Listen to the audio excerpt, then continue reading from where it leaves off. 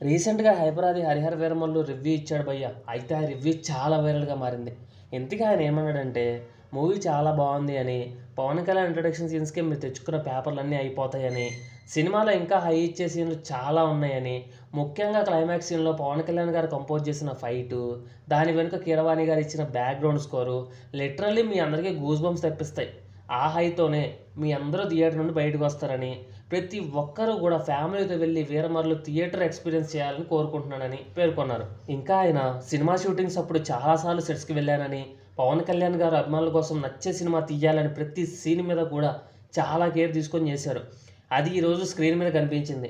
క్లైమాక్స్‌లో ప్రతి అభిమానిని కదిలించింది. ముఖ్యంగా ఆయన అభిమానుల కోసం ఎప్పుడో ఒకసారి హిట్ ఇవ్వు దేవుడా అని కోరుకుంటే 'గబ్బర్ సింగ్' వచ్చింది. మరలా ఇప్పుడు 'హరిహర వీరమల్లు' వచ్చింది. మీరు ఆఫ్ స్క్రీన్‌లో ధర్మం కోసం పోరాడిన పవన్ కళ్యాణ్ గారిని చూశారని, ఇప్పుడు ఆన్ స్క్రీన్‌లో ధర్మం కోసం పోరాడుతున్న వీరమల్లును కూడా చూస్తారు అని ఆయన